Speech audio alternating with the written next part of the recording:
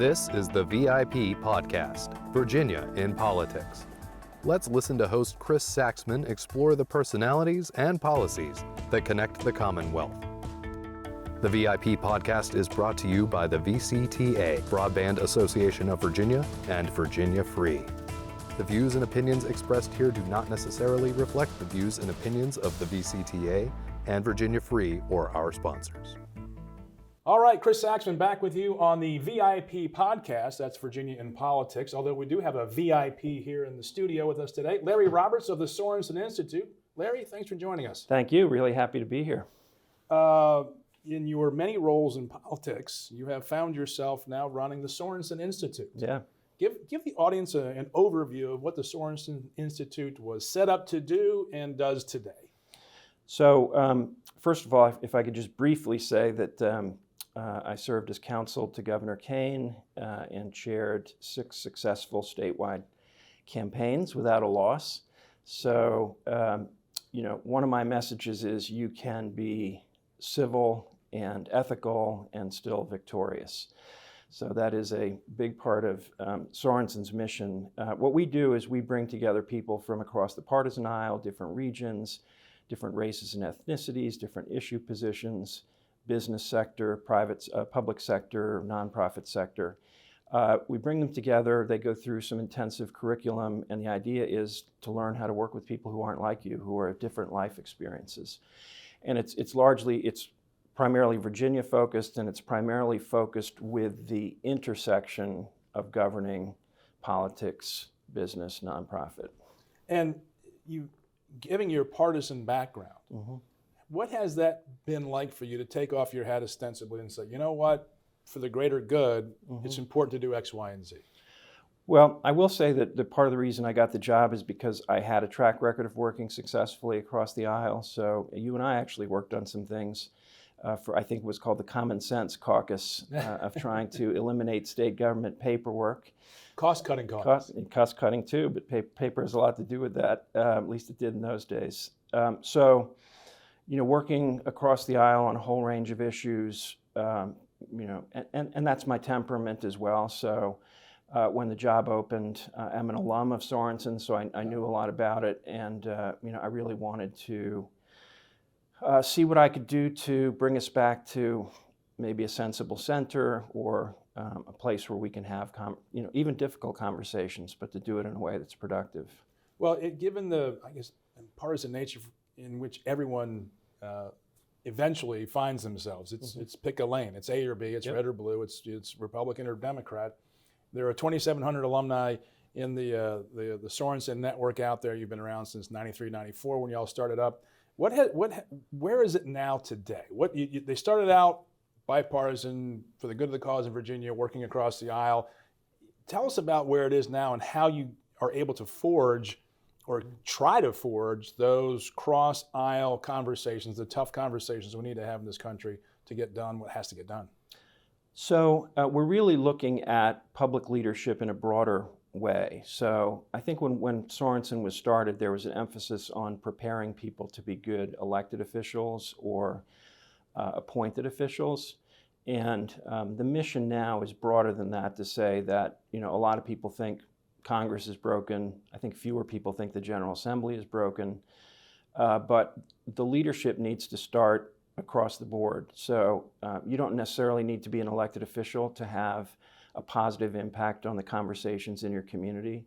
If you go to a school board meeting and it's raucous, are you a voice of reason? Are you a person who can talk to the people who are upset and find ways to bring the conversation back to a productive way? So, really teaching people how to be engaged citizens or residents of Virginia in constructive ways. So, we have local elected officials go through the program, state agency personnel. We have, I don't know what the exact number in the General Assembly is anymore, but we've had like 30, at times 30 of the 140 have been Sorensen alums. But it's more about public leadership. If you're in a business but you want to have a positive impact on the civic environment in your community or in the state, you will have the tools to be able to do that. And Sorensen, back when it was formed in the 90s and early aughts, the brand that everyone aspired to was bipartisanship. We didn't have global competition. You know, it was a time of a generational change when the boomers came in after the election of Bill Clinton, beating George H.W. Bush in '92. And you have this era of, hey, we can be fiscally conservative, socially moderate, and bipartisan, work across the line. And after 9/11, I think you and I were of that era when you had to be, from a political competition standpoint, more bipartisan than your opponent to reach out across the aisle. You'd be seen that way. You really had to be showing your bipartisan chops. Right. Now, is that politically attractive for candidates these days? Is that the reason why they come to Sorensen to beef up their bipartisan cred? Well, you know, I think that often candidates are forced into those lanes more than they would want to be. And so we're not really looking as much as at who's going to be a candidate in the next election as we used to.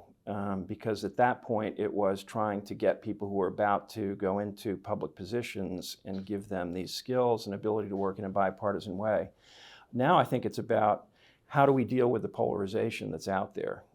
And we don't ask people to check their beliefs at the door. You know, you're not coming here to be indoctrinated or to be persuaded to think differently than you do, but rather to think about the skills of how to be a better listener, how to understand the arguments of opponents so that you can see, is there common ground, at least to have conversations?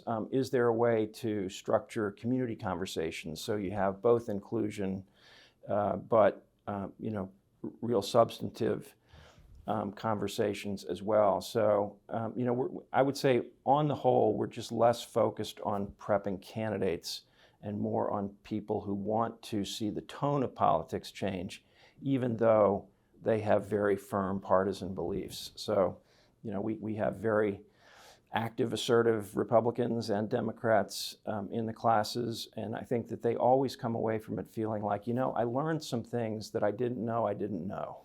Okay.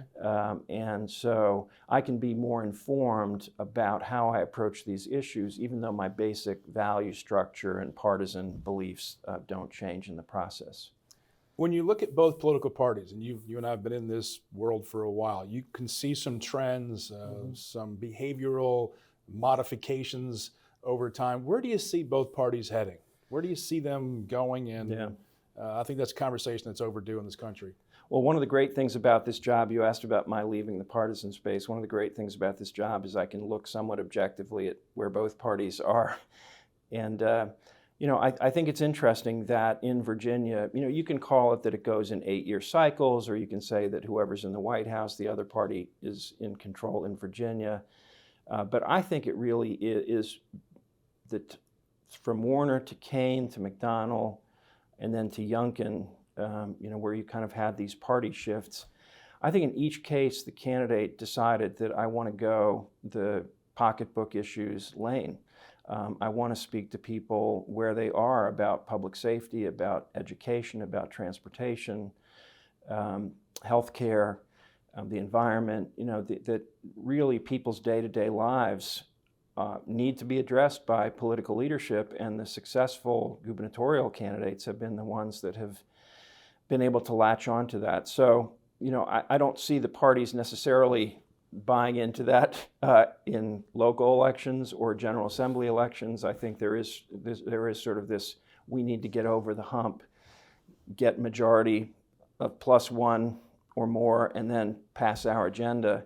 I think it's much more fiercely partisan at those levels where you've got competition, but at least at the leadership level in Virginia, I think it's pretty evident that people that, you know, really try to speak to the daily lives as opposed to the cultural issues. Now, each of these candidates had their cultural positions, Sure. but, you know, in designing their strategies and what lane they're going to go in, you can clearly see, you know, an effort to tap into people's concerns about the basics.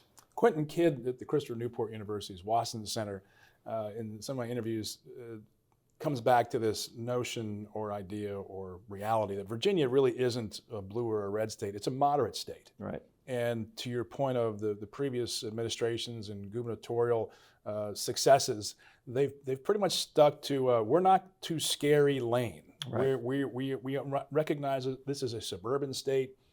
People want their roads to be, well managed. They want good schools. They want good colleges. They want their core services to work well. And they don't want to jerk the wheel too far to the right and too far to the left. Has that been your experience too? Yeah, and I think certainly at the statewide level, you could argue in different districts that, Sure. that maybe that's not the key strategy, but at the statewide level, and you're right to focus on suburbs. When I chaired the Kaine campaign, we identified 9 suburban jurisdictions that had been Republican for many years, and we targeted those jurisdictions talking about pocketbook issues. So in Albemarle, Virginia Beach, Chesapeake, Loudoun, Prince William, and we ended up winning 8 of the 9 jurisdictions that we targeted.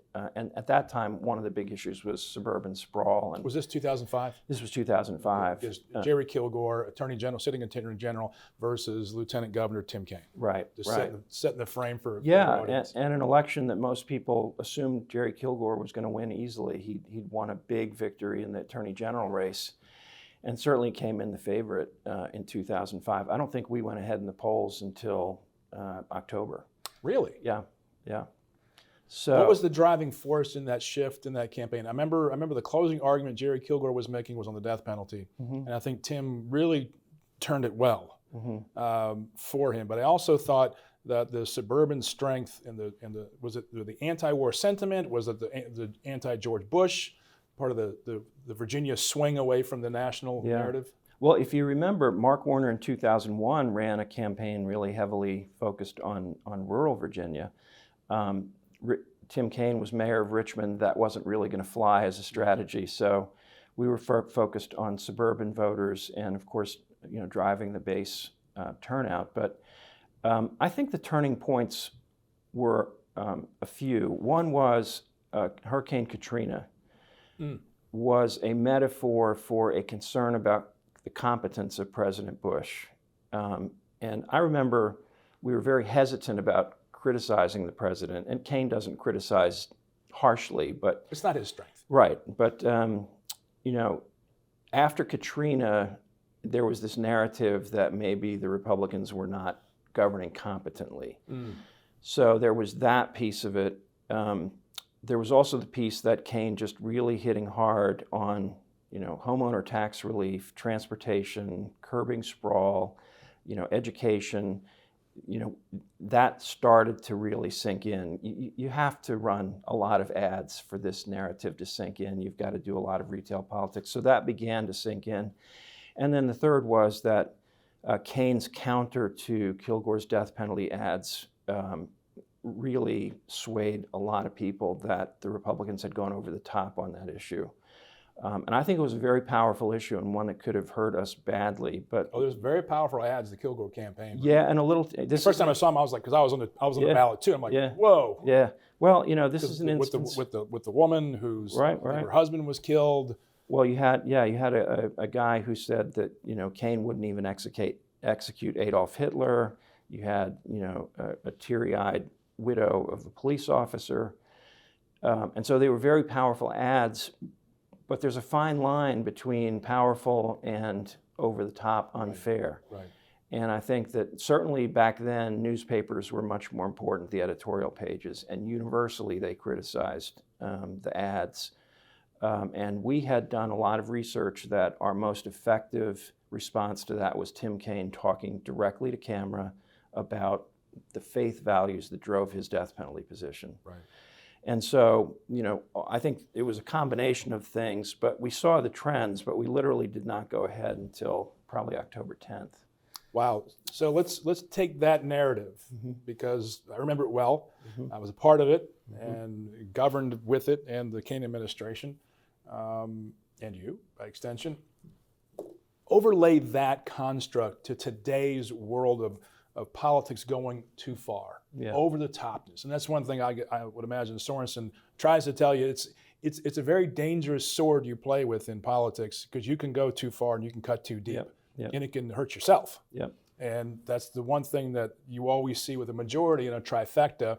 They always overreach and they always get caught overreaching. But they're also told, by their base, we want you to overreach. This is what you ran on. This is what you told us you were going to do. And they're sort of caught there and recognizing, well, we got to do this. We really don't want to do this. It's going to hurt us in the polls or the ballot box. So where do you see today's Republican Democratic Party, not necessarily going over the top, but what are the conditions that make them do this?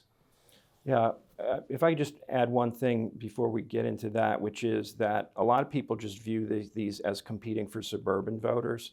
But on these issues that we were talking about, you're really competing for voters generally. So these pocketbook issues, I think, helped drive Youngkin's turnout in rural Virginia.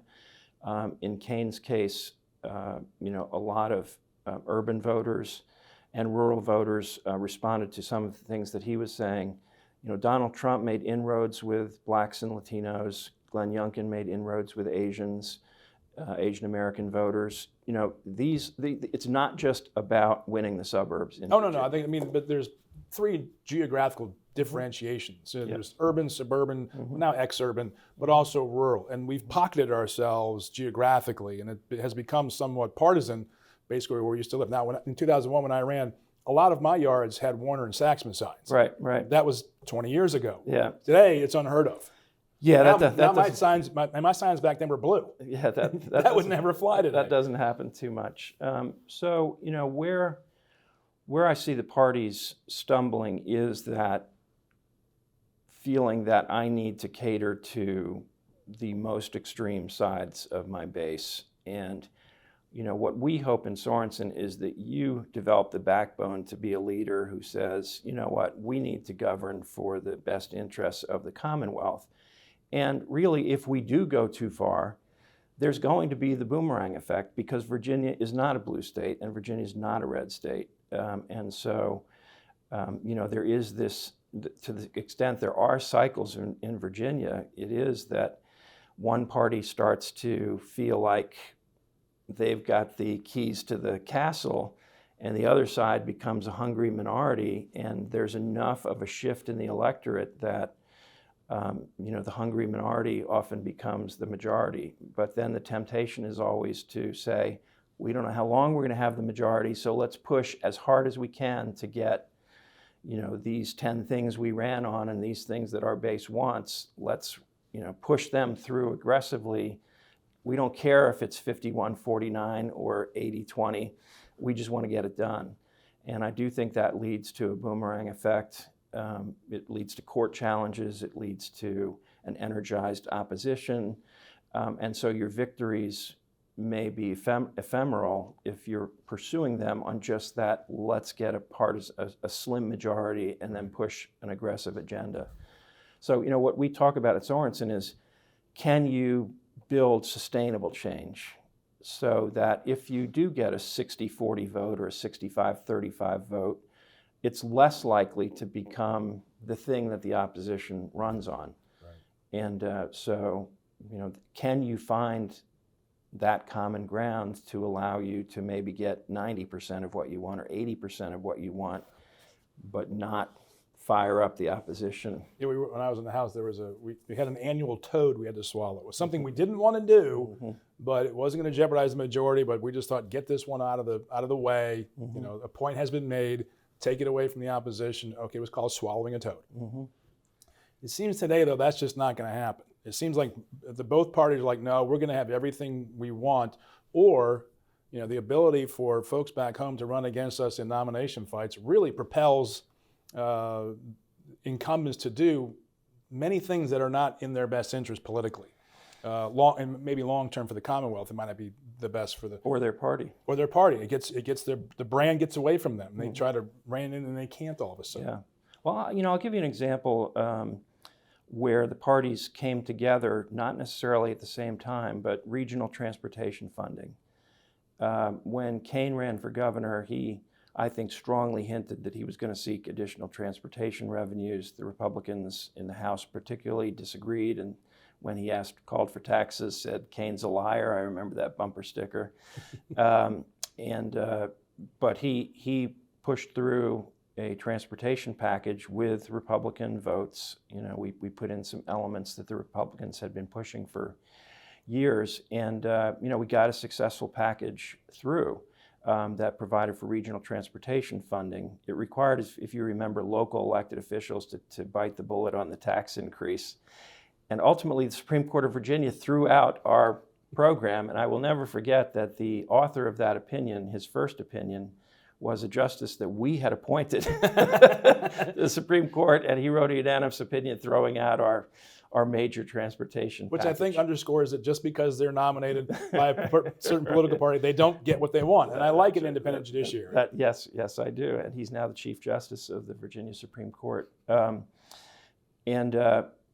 what happened was Bob McDonnell wanted to pursue that when he became governor, and to pursue it in a way that fixed the constitutional problem that we had with our package.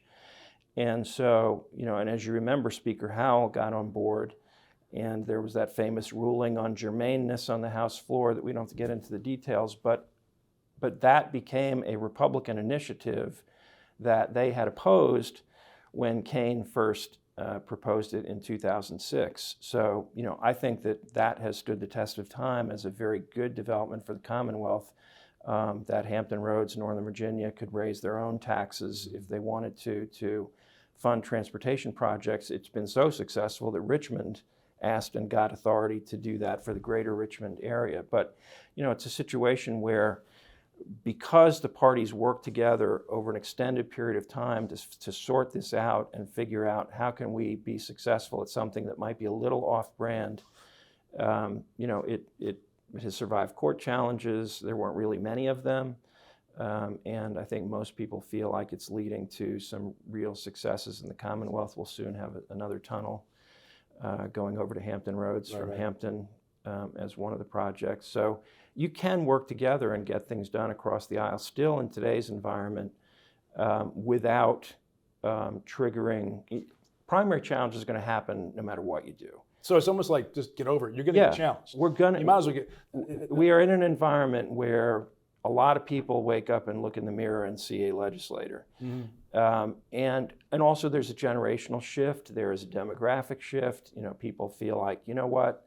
There is not a person of this certain ethnicity in the General Assembly. I really should change that.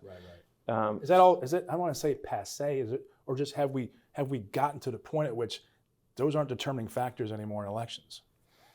Demographics? All of it. I mean, we have Republicans who supported tax increases and Medicaid expansion. Mm-hmm. They get reelected. Yeah. You have Democrats who will vote a certain way against the party, and what seem to be doctrinaire positions that you can't touch. Someone who's relatively pro-life or supports more of a school choice orientation, something that goes against the grain. They suddenly come back. What do you think is the secret sauce of incumbents who can vote against their party, at those times and return? Well, I think one success that I see is that they speak very effectively about issues that the base is in sync with them.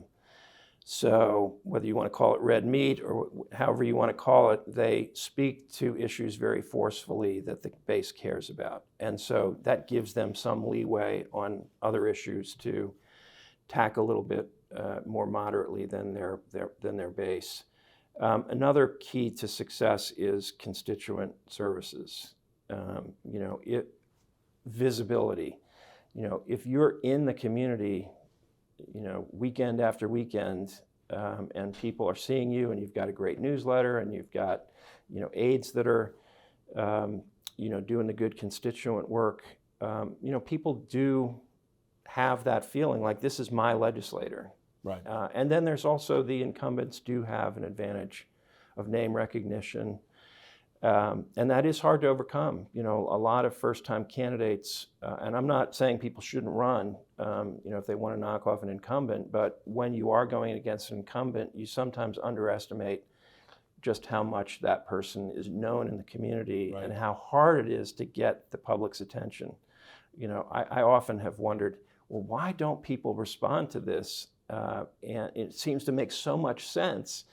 But, people need to get familiar with, comfortable with, know people or issues before they're going to throw support behind it. So it's a process, and that makes it difficult to knock off an incumbent, but certainly not impossible. Well, because you have to get to 50%. And you can get 20% of the people who are really ticked off, but there's a lot of people out there who will generally like the incumbent for a number of reasons. They've met him, her, they like their positions, they have the associations, whether it's the Sheriff's Association, the teachers. My daughter got into college with a letter of recommendation from the... Yeah, I mean, you've been there for a while. You know, they touch constituencies, and to your point about constituent service, and I met out in my district in Short Pump, we have an open seat, and I've met with candidates on both sides of the aisle. I've had coffee and/or lunch with them, and one of the candidates for the Democratic Party was telling me how the favorite, if she sees it that way,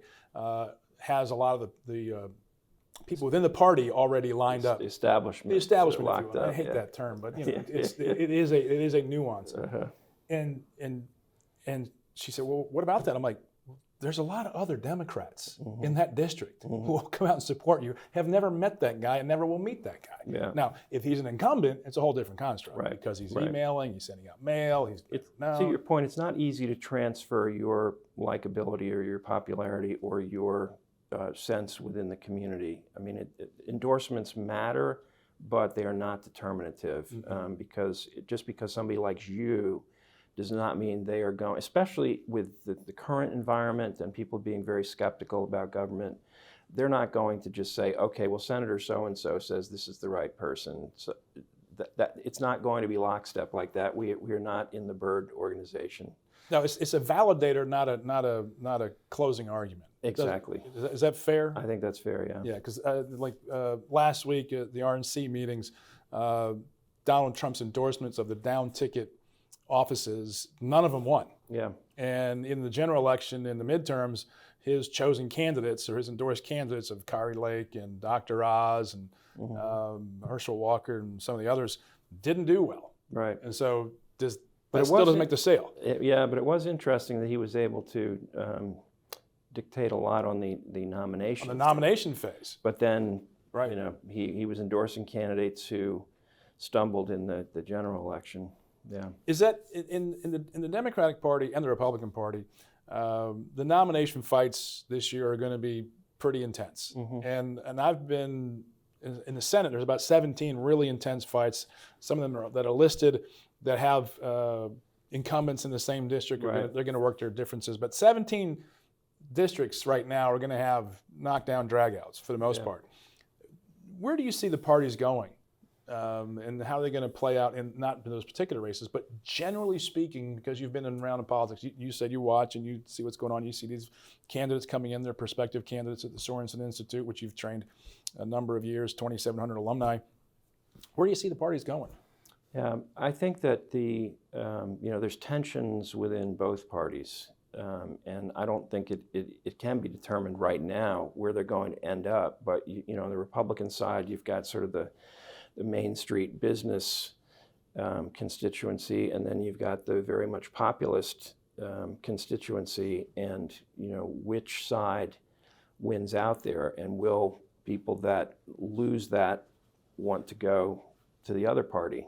You know, on the Democratic side, and will they be welcomed? Yeah. Is the Chamber of Commerce going to be welcomed? Yeah. I mean, the U.S. Chamber of Commerce has basically been kicked to the curb by the McCarthy Republicans up in the House Republican Conference. But the Democrats are not wholly embracing so where do they go, right?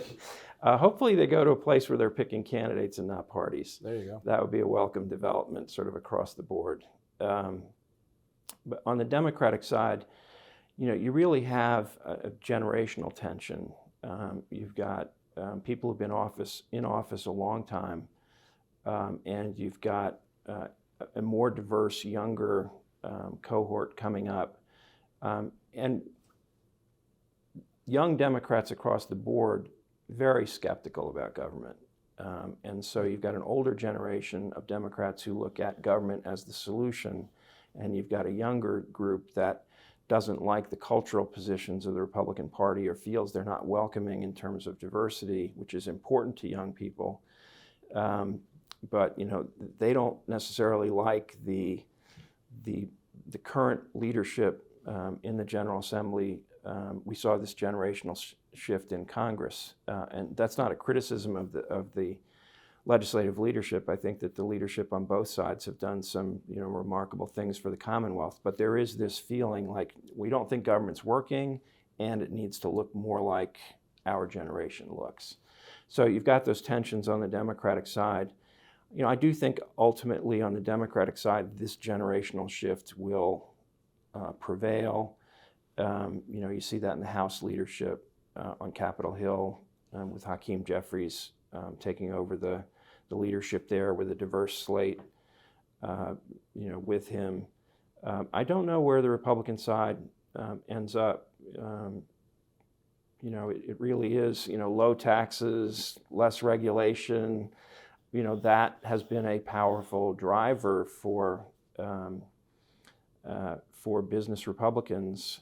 But as you said, the business, the fiscal conservative wing of the party, free market, seems to be drifting away from the power center that is more populist, nationalist.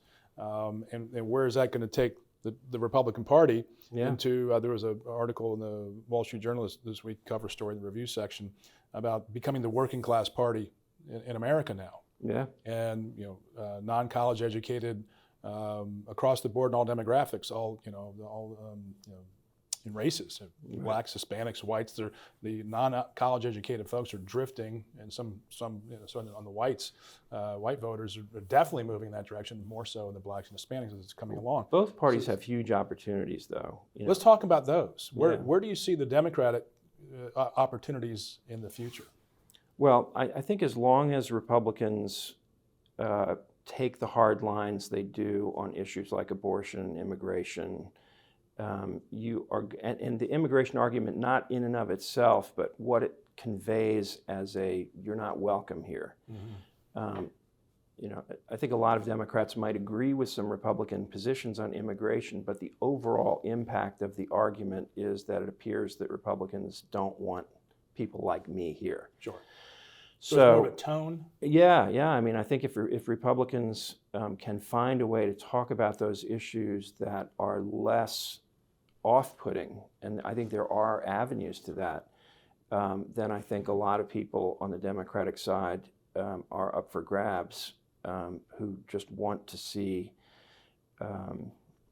they're just not as trusting in government solutions. But the Democrats are attracting certainly the more educated, and I don't mean this in a sense that they are better voters, but more educated voters. More credentialed. Yeah, educated. More credentialed voters. They've certainly been drifting toward the Democrats. You do have a very diverse coalition of Democrats who just believe that Republicans don't like them. And then will business leaders who under Mark Warner drifted toward the Democrats, and even with Kaine, we saw that as well. Will they start to back Democratic candidates with their money? There are already people on the Democratic side who think that Democrats are too corporatist. So it's a real mixed bag right now, and I don't know where it ends up, but it feels like the momentum on the Republican side is on the populist side, and it feels like the momentum on the Democratic side is really still that women and people of color feel like the Republicans are not welcoming to them. Now, are Republicans making inroads among certain of those constituencies? They are, but when you're going from 4% to 8%, well, in close elections, that really matters. It matters, but not if you're trying to build a governing majority. You have to. You can't afford to, lose 95% of African Americans and 70% of Asian Americans and 65% of Latino Americans. I mean, you can't get there. The math just isn't there. Right. But the math has to be there for Democrats by the same token. Well, I think to win, they have to have those percentages that they've basically built their majorities on. Yeah. On the other hand, though, if Democrats really do show that they are supporting the working class Americans, then they will make inroads into the numbers that Republicans are running up in rural Virginia. Rural Virginia was Democrat for a long time. And Republicans brought a message that resonated very well there, and turnout numbers for Youngkin, were really high. But each party, finds ways to cut into we're a two-party system, and that means that it's very hard for one party to sustain a majority for, how often have we had the trifectas nationally or in Virginia since the demise of the Byrd organization? So both parties kind of figure out we either want to be true to certain ideals or we want to be in office. And they typically choose winning office. And suddenly, Eventually. The premise of the book I'm reading right now, called The Left and Right, the myth of the American political spectrum and how it harms America, because we ebb and flow on these issues. I mean, the corporatists versus the populists versus the working class. I think some of the social issues really are deeply embedded in the both parties, and they tend to overreach in their need to retain those voters. And I just see a vibrancy moving away from some of these key elements. I talked to the Virginia School Boards Association yesterday with Bob Holsworth, and they talked about taxes. I'm like, I don't know how much of a visceral issue that is for Republican voters. I don't know how many new votes you get as a result. Certainly, debt hasn't seemed to be for the majority of either party. The 92 Perot phenomenon is dead and gone. Right. God rest his soul. But that we will have a debt limit fight. But if you polled, but does that move voters? I don't know. I just don't. Yeah. I don't see it the way it used to be 20 years ago. Those were bedrock core fights. Yeah. And I think we're getting into granular fights now. Yeah, I agree with you. But we've been talking a lot about politics, and Sorensen is about leadership as well. So if I can do a plug let's go back to Sorensen, because we've got all these issues, and how do you cross those bridges and get to the people to become, look, in order to get something done, if you want to get something done in politics, not that you have to. Lord knows people get reelected without getting anything done. Sorensen, leadership, reaching across the aisle, bipartisanship, civil discourse. When you close the doors and you say, okay, class, does it happen? Yeah, it does. I find it remarkable. Will that last is always my question. When they leave the Sorensen program, how much of this will stick? But when you're in the program itself, it's really pretty remarkable to see people, first of all, people that apply to a program like Sorensen bring a certain mindset to it. They want to be leaders. And to watch them learn how to work with people that just have different life experience than they do, and to see the willingness to understand why the other side feels the way that they do, even though I'm not going to change my view, I can have a better conversation with you about that issue, which means we might be able to cooperate more easily on another issue if we don't hate each other. Right. If we can talk to each other without really setting teeth on edge.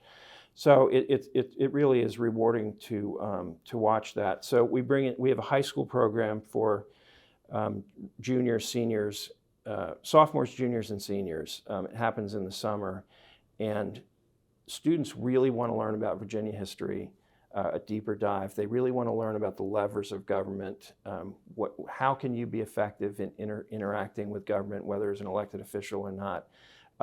Just really eager, wide-eyed, idealistic, a real great group to work with. Then we have a college program where we study in depth. One year we did transportation policy. Another year we did gubernatorial leadership during policy crises. We're looking now at gubernatorial elections. That's a 5-week program. We have an emerging leaders program, which is roughly people first 10 years out of college, inspired by Governor McDonnell, who wanted a place to train his young staff members. Okay. And Sorensen said, well, we can't do it just on a partisan basis, but certainly we'd welcome having your staff people, and we just have to open it up to the broader public. Governor McDonnell put out a press release from the governor's office about it. I'm really proud of that program and his role in. He and Bob Gibson were able to square that circle. They meet 3 sessions. They do a major public policy project that often turns into legislative proposals in the General Assembly. And then our political leaders program travels to 9 different regions of the Commonwealth from March to December. Age range from 20s to 70s, but the kind of sweet spot is 10 years out of college and up. And we have business leaders. We have this year we had the chair of the Albemarle County Board of Supervisors. We have had legislators go through. Rich Anderson and Mark Kaine went through together one year, so we're looking for another pair to go through together. So it really is about how do we look at the nuances of politics? How do we look at the nuances of constituencies? How do we breed cross-regional understandings, cross-racial understandings, cross-partisan understandings, and how do we fight this polarization that we see all around us? Last question. Yeah. What is, for a Sorensen applicant, you throw them all in the pile, if you do a word bubble, word cloud, and you figure this is the one thing that they all get. What's the one thing they all get? Openness to others. Everybody who applies tends to be pretty accomplished, whether it's in their high school or as young leaders or as more experienced leaders. So, we look at it and say, are you so set in your ways that this is a waste of your time and everybody else's? Or are you willing to come and be an active listener, to engage? And that's how you find your pool of... Yeah, we really do, because we get a lot of talented people apply. I can always use more Republicans and more people outside the urban crescent, so that's a little ad there. They would have an easier path to get into the program. But it's really about you have to be accomplished. Letters of recommendation help so that we know who trusts these people. But people who want to build trustworthy institutions so that people have more trust in institutions, because I think that's very important for our future, that institutions earn that trust. Because if everybody's doing everything all on their own and you've got 8 million Virginians, that's not really a formula for success, but institutions have to earn that trust, and we want to get people who can become leaders in those institutions. Why do they apply? Trust. What do you think? Why do they apply? I mean, next to last question. Yeah. My other last question. Yeah, I think that it's a very strong network. People in Capitol Square, I have my Sorensen pin on my lapel. If you walk anywhere on Capitol Square, you're going to get the benefit of the doubt that you're somebody worth listening to. Okay. And so that's a big thing for people who want to. It's a good brand. Yeah, it's a great brand. We have a lot of lobbyists go through our program, a lot of legislative aides. It's a way to connect people. Yeah, okay. Yeah. So. And how does someone apply or seek more information? What's the website? www.sorenseninstitute.org, and it's Sorensen with an E-N at the end. People think it's Ted Sorensen, who was John F. Kennedy's speechwriter, but it's actually his brother Tom Sorensen who endowed the Institute, advised Bobby Kennedy and George H.W. Bush. Their father was a Republican Attorney General of Nebraska, and they all moved east. That's something else. Yeah. Sorensen with an E, institute.org. Larry Roberts, Executive Director of the Sorensen Institute, based out of Charlottesville, at the Center for Politics in Virginia, the University of Virginia. We are part of the Weldon Cooper Center for Public Service. Weldon Cooper. So I'm based in Charlottesville, but always traveling around the state. I'm sure you are. Larry Roberts, great to have you on the VIP podcast, our latest VIP. Not a very important person, but he is. He's also on Virginia in Politics podcast, available on Spotify, YouTube, and Apple. Thanks for joining us.